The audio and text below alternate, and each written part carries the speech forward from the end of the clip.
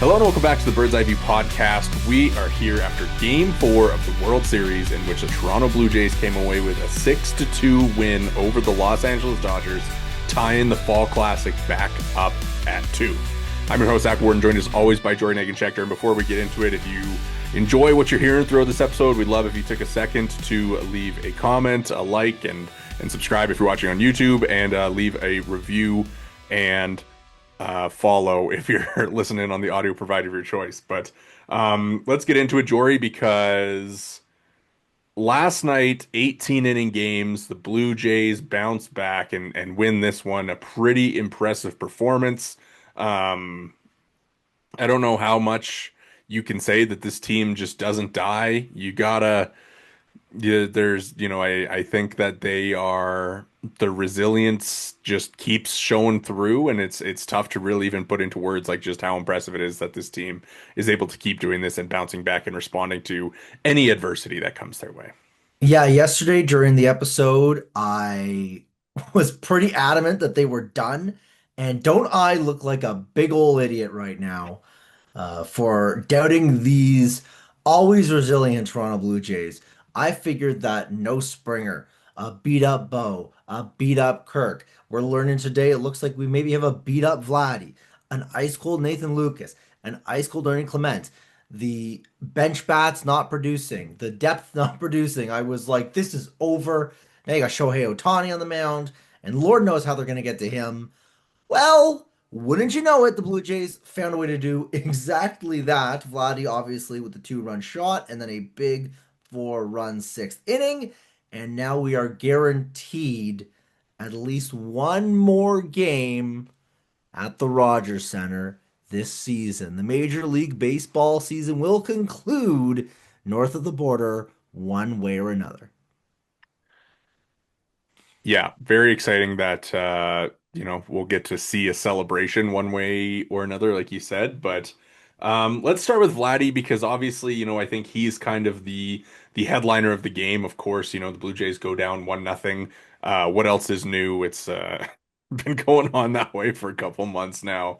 But he comes up with the big home run in the third inning to give the Blue Jays the leadoff. Shohei sets the Blue Jays franchise record, I believe, for both home runs and RBIs in the playoffs, which, he didn't really have any of those before this playoff run. So, this one run has seen Vlad set a bunch of Jays postseason records. And obviously, a little bit of a different structure in today's baseball world than it was in 1992 and 1993. But just incredible stuff from Vlad to see him cement himself as this October performer. We've been talking about it all month, and just for him to have that moment and, really kind of break the ice because they had been so cold really for a couple nights really. It kind of dated back to game one where they put up the huge sixth inning, and then since then they really hadn't done much until his big swing.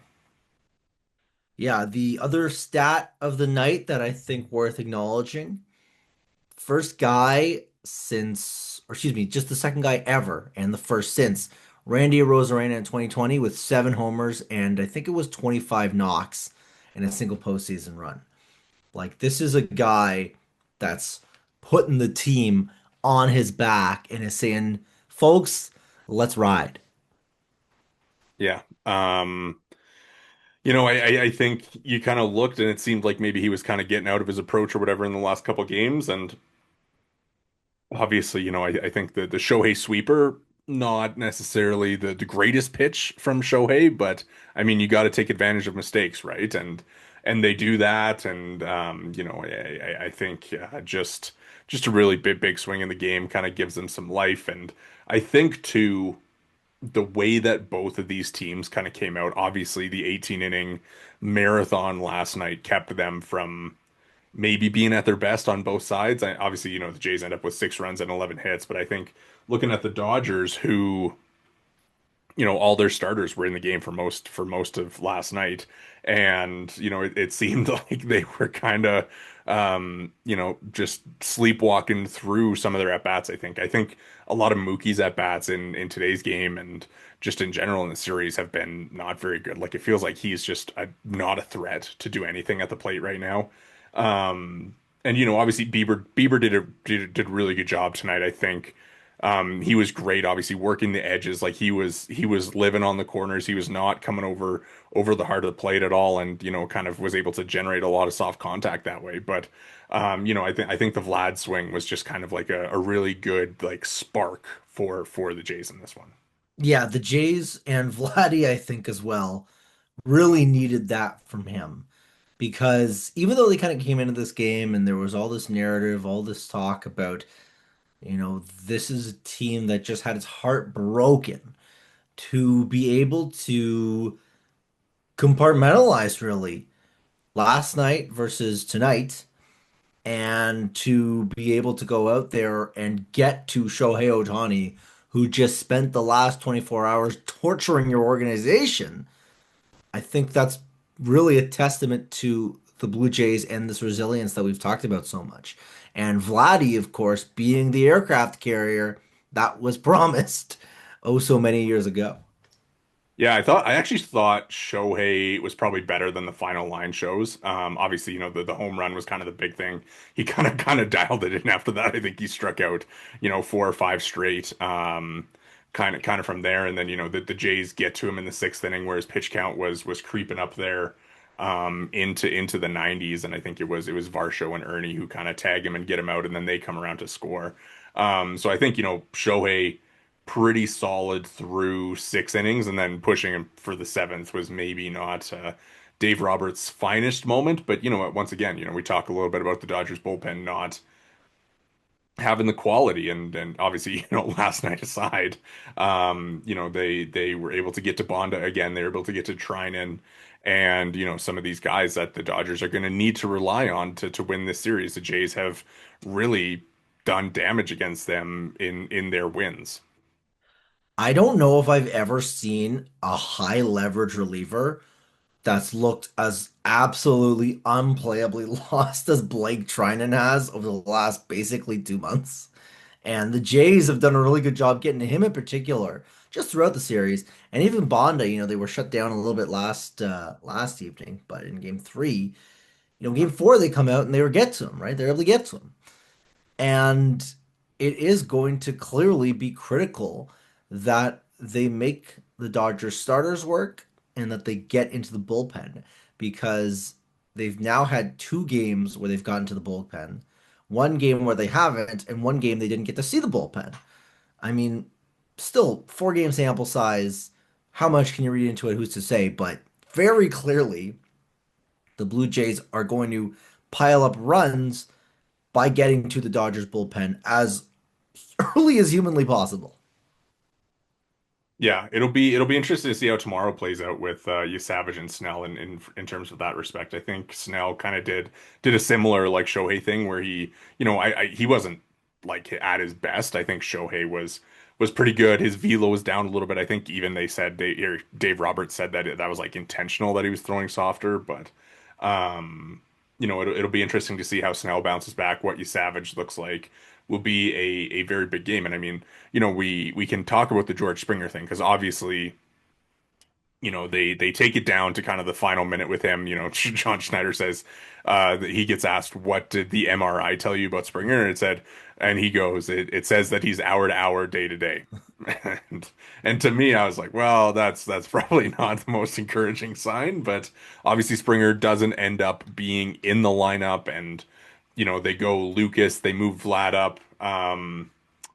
Vlad hitting second, he goes 2 for 4. This is a guy who wasn't supposed to be able to hit out of the 2 hole, even though it's probably the best scenario for the Jays is setting it up that way. But Lucas comes up with a couple big hits. Again, like last night, rough night for him. I think it was 1 for 8, and for him to come through today with a couple hits, scores a run on the Couple Vlad hard homer. hits also. Yeah, I think they.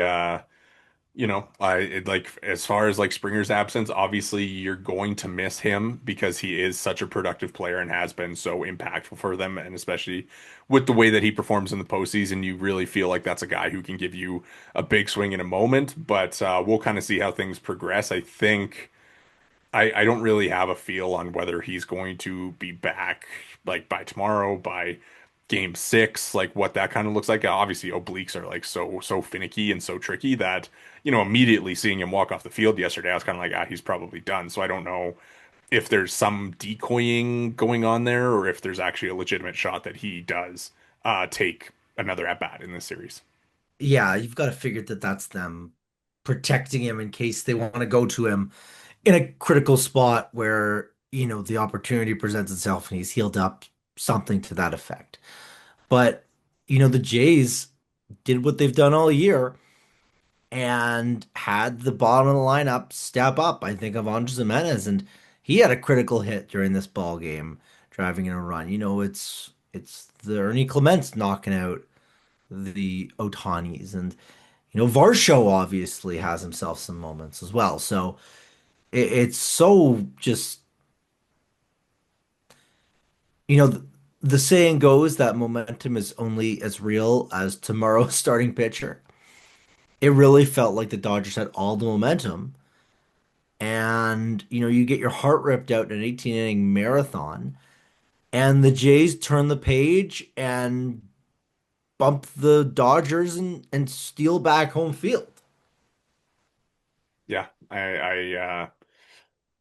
they like, yeah, like I don't really have anything else to say about the resilience. They've done it all year.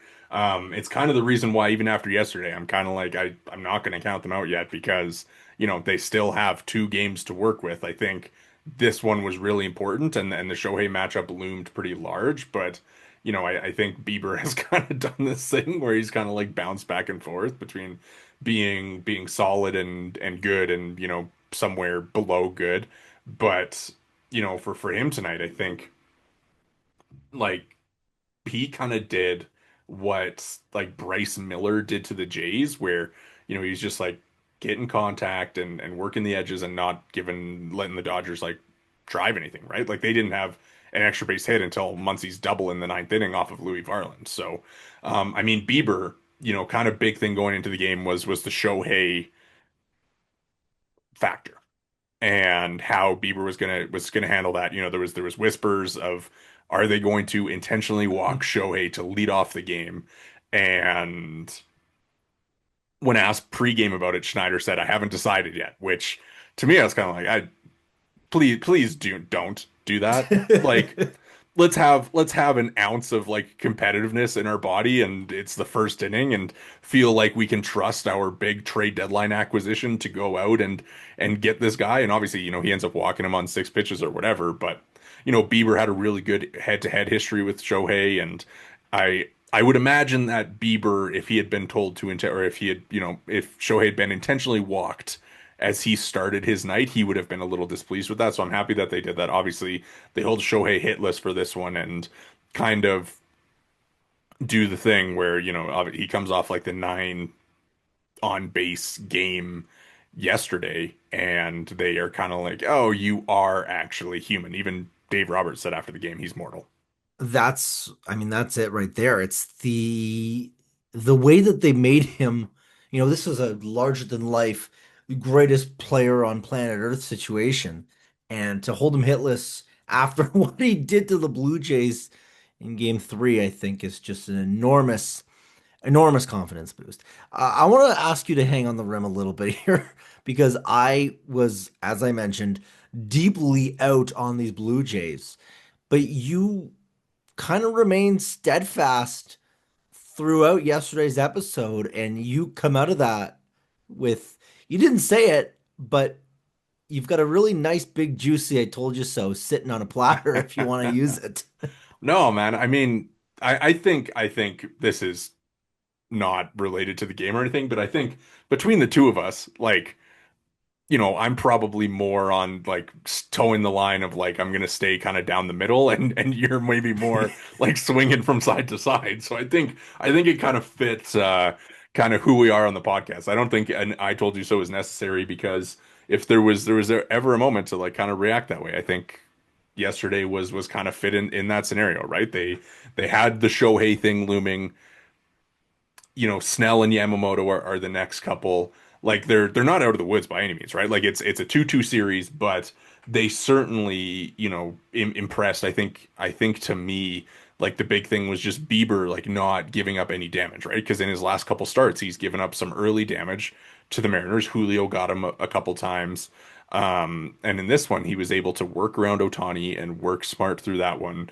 And then Freddie has been okay. He's been getting, a few singles. Obviously, he hits a home run last night, but I just think that the Bieber thing was really important for them to not get punched first. I think the one run kind of whatever. It didn't really feel like a punch to me from the Dodgers there. Like if the Julio Rodriguez home run against Bieber, that 2-run homer that he hit in Seattle, where the Mariners go up 2-0 in game three, if that had happened in this one, I wonder if you kind of get some of that Dodgers mojo rolling.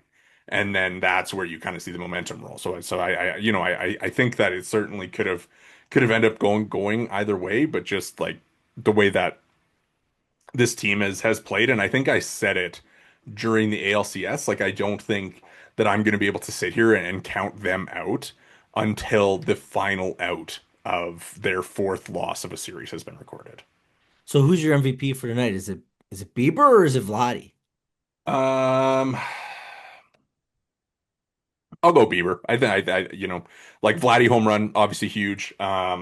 The add-on runs in the sevens, like even bigger, especially with the way that their bullpen kind of seemed to be setting up. Like they obviously didn't want to go to anybody outside of like no Dominguez, Fluharty. Obviously he steps in and has a big moment behind Bieber today.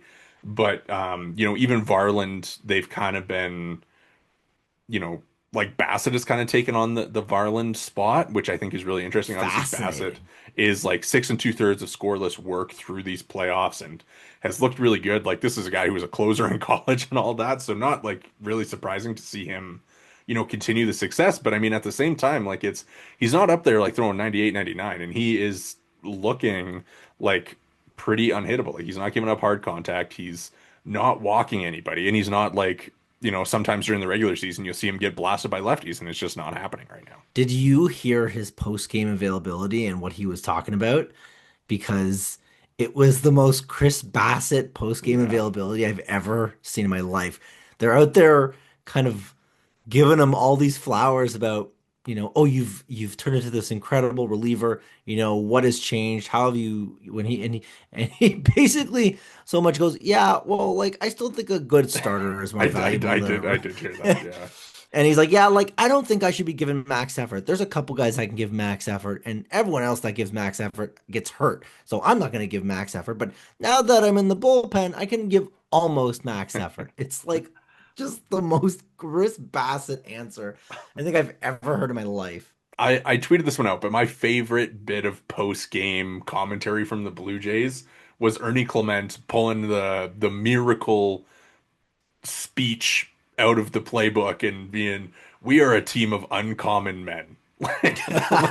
Like just hilarious from Ernie. Like he's doing his best Herb Brooks impression. Obviously, we know Ernie's like been a hockey player. Obviously, he's from Rochester, so I bet you that like the U.S. Olympic team like how it holds a special spot in his brain. I would love to ask him and be like, "How many times have you watched the movie Miracle in your life?"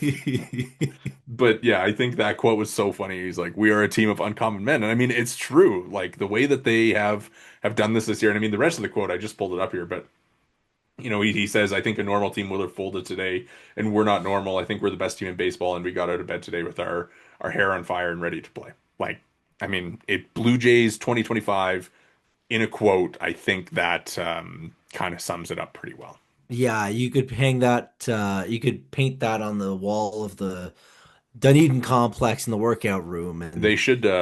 Is it Yankee Stadium where they have like the thing over top that they touch every yeah, and they day, tap. and I it's I and don't it's know if like that's the Yankee Stadium, but it I know exactly what you they mean. definitely have that like in some stadiums or whatever. But I think the Yankee one is like I thank God every day I wake up a Yankee or whatever.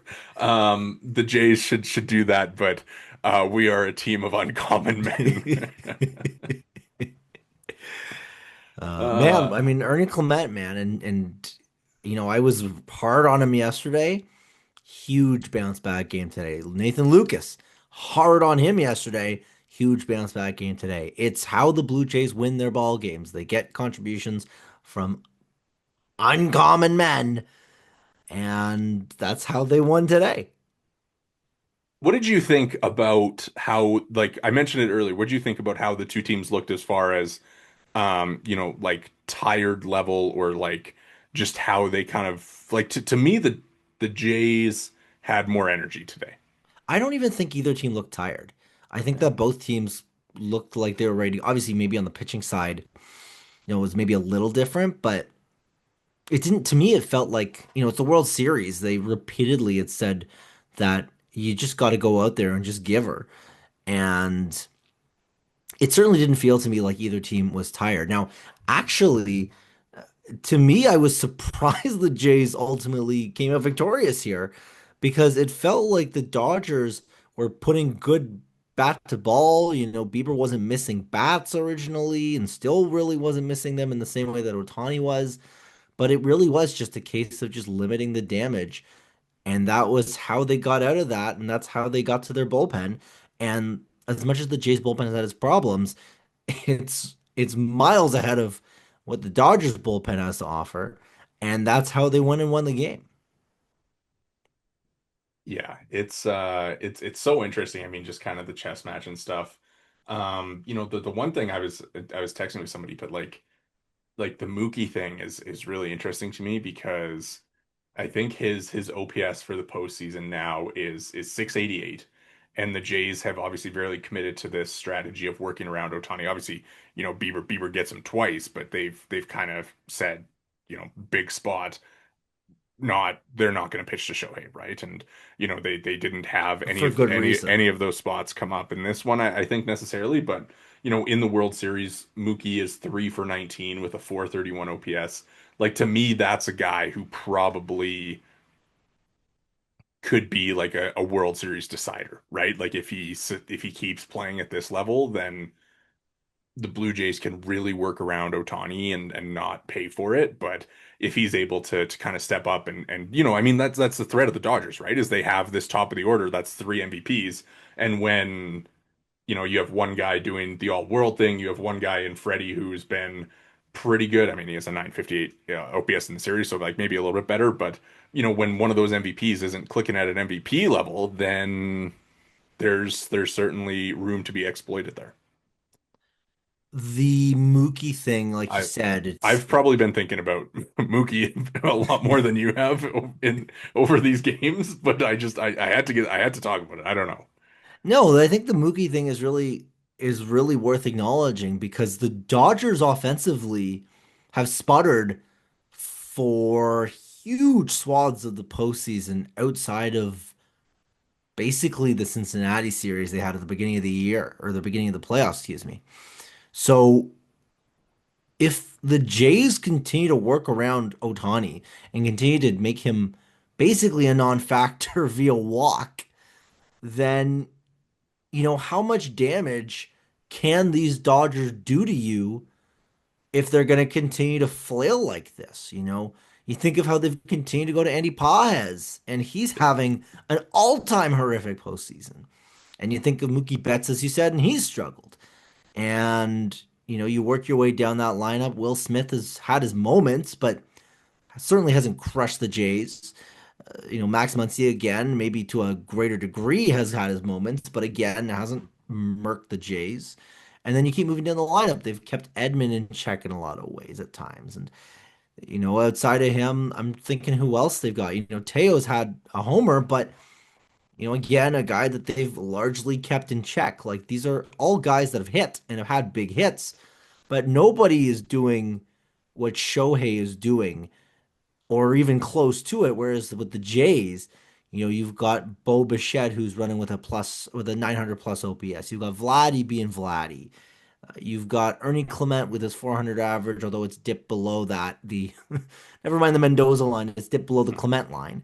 But you've got these options throughout the lineup that are able to contribute. Addison Barger, another guy that's critical to the Blue Jays' success. And that doesn't feel like it's necessarily been the case for the Dodgers. It feels like The Dodgers have gotten by thanks to some exceptional pitching and in game three, some really good fortunate bullpenning and some Blue Jays miscues. All right, so game five, Blake Snell against Trey Savage. Trey Savage will, Mitch Bannon tweeted this one out. What he said, Trey Savage will have more postseason starts this year than he had AAA starts. So, I mean, what a season for him. I mean, like just you think of when we're at the beginning of the year, where we're like, oh, maybe he can do the Rhett Lauder thing where he arrives in the big leagues, and it kind of just seems like this pie in the sky goal, and now he's going to be starting Game five of the World Series for the Blue Jays with a chance to take a 3-2 lead, going up against Blake Snell. I mean, how do you feel about the pitching matchup tomorrow? I guess we'll see. They'll have seen you Savage. They'll know a little bit about him. I heard this on Jays Talk Plus, which actually gives me a little bit of solace because he didn't go to the splitter because he didn't have the splitter in game one. The Dodgers almost haven't seen the splitter to a certain degree. I just think that could play a factor, but obviously it's going to be critical that he has his best stuff. And it's going to be critical that the Jays continue to hit the way that they did today. If you're going to score 5, 6 runs, you're going to have a good shot. If you're going to struggle to score the way that they struggled to score against Yamamoto, then yeah, you're going to have a tough go of it. I don't think that it'd be reasonable to expect the world of Savage. He's clearly starting to run out of gas. I mean, certainly nobody thought that he'd be pitching in game five of the World Series. But, if they can get 5 more innings out of this kid to end the year, I mean, wouldn't that be something for this Blue Jays team and this Blue Jays development group? Yeah, I think that's a good point that you make about Trey and the splitter. I think one thing that he did well in the Mariners series between his two starts was kind of change his approach between the two games. Obviously, game two didn't go that well for him, and he obviously bounced back and was a little bit better in it was game six that he started, right? So, I just pulled it up quick, but for game one, he goes. Um, 31 fastballs, so 44% fastball, 23% splitter, 33% slider. And then in game six, he goes 36% splitter. It was his most frequently thrown pitch, and then 33 fastball and 31 slider. So I would imagine that we see something pretty similar with the way that he approaches this Dodgers lineup tomorrow. Obviously, like you mentioned, he didn't throw a ton of splitters in that game one, but he still, was able to kind of.